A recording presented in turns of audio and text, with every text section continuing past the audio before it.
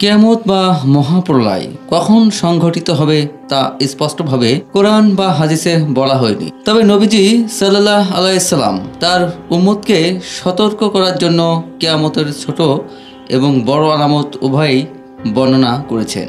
কিয়ামতের ছোট আলামত ইতিমধ্যে কিছুটা প্রকাশ হলেও বড় আলামত এখনো প্রকাশিত হয়নি। ছোট আলামতগুলোর মধ্যে রয়েছে ফুরাত নদী থেকে সোনার পাহাড়ের উন্মোচন, আরব ভূখণ্ডের সবুজ তৃণলতায় পূর্ণ হওয়া এবং মদ্যপান, ব্যভিচার ও সুদের প্রচলন বৃদ্ধি।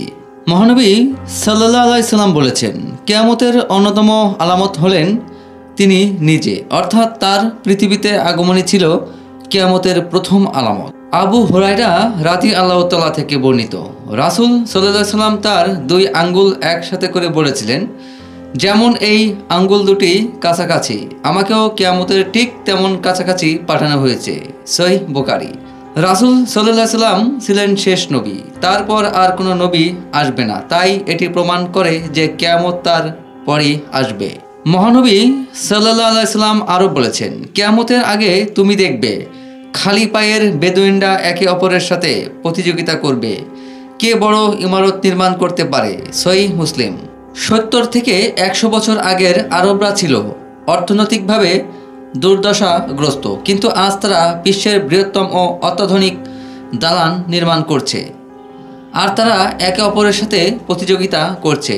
এর উদাহরণ হিসেবে উল্লেখযোগ্য দুবাইয়ের বুর্জ খলিফা। এছাড়া মহানবী হযরত মুহাম্মদ সাল্লাল্লাহু আলাইহি সাল্লাম ভবিষ্যদ্বাণী করেছিলেন যে কিয়ামতের আগে মসজিদগুলো রাজপ্রাসাদের মতো হয়ে যাবে।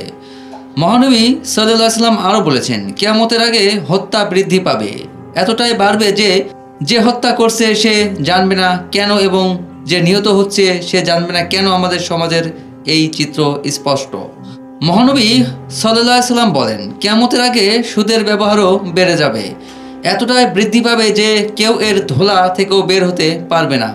আজকের বিশ্বব্যাপী অর্থনৈতিক ব্যবস্থা পুরোপুরি ব্যাংকিং ব্যবস্থার উপর নির্ভরশীল, যেখানে সুদের মাধ্যমে টাকা চলাচল করছে, অর্থাৎ আমরা এখন সবাই সুদের জালে আবদ্ধ। তিনি আরও বলেন, কিয়ামতের আগে সাক্ষরতার হার বৃদ্ধি পাবে, তবে মানুষের প্রকৃত জ্ঞান কমে যাবে, অর্থাৎ মানুষ পড়তে এবং লিখতে সক্ষম হবে কিন্তু প্রকৃত জ্ঞান থাকবে না। তিনি আরও বলেন, সেই সময় বক্তাদের সংখ্যা বেড়ে যাবে, তবে প্রকৃত জ্ঞানী মানুষের সংখ্যা কমে যাবে। নবীজি সাল্লাল্লাহু আলাইহি সাল্লাম কিয়ামত সংঘটিত হওয়ার আগ মুহূর্তেই বেশ কিছু আলামতের কথা বলেছেন। এই আলামতগুলোর মধ্যে সর্বশেষ ও ভয়াবহ হলো দাজ্জালের আবির্ভাব ঘটা। দাজ্জাল কিয়ামতে 40 দিন আগে পৃথিবীতে আসবে এবং মানুষকে বিপদগামী করতে সব ধরনের চেষ্টা চালাবে। দাজ্জালের আবির্ভাবের বিষয়টি কোরআন হাদিস সমর্থিত। সে মিথ্যা জান্নাত জাহান্নামের চিত্র দেখিয়ে মানুষকে বিভ্রান্ত করবে। দ্রুতগামী বাতাস বৃষ্টিকে যেভাবে চালিয়ে নেয়, দাজ্জালের চলার গতিও সেরকম হবে। একদিন রাসূল সাল্লাল্লাহু আলাইহি সাল্লাম আমাদের কাছে এলেন, আমরা তখন কিয়ামত সম্পর্কে আলোচনা করছিলাম। তিনি বললেন, যতদিন তোমরা 10টি আলামত না দেখো ততদিন কিয়ামত হবে না। ধোয়া দাজ্জালের আগমন, ভূগর্ভ থেকে নির্গত দাব্বাতুল আরদ নামক অদ্ভুত এক প্রাণীর আগমন, পশ্চিম আকাশে সূর্যোদয়, ঈসা ইবনে মারইয়ামের আগমন, ইয়াজুজ মাজুজের আবির্ভাব, পূর্বে ভূমিধস, পশ্চিমে ভূমিধস, আরব উপদ্বীপে ভূমিধস, সর্বশেষে ইয়ামান থেকে একটি আগুন বের হয়ে মানুষকে সিরিয়ার দিকে হাঁকিয়ে দেবে। মুসলিম কিতাবুল ফিতান।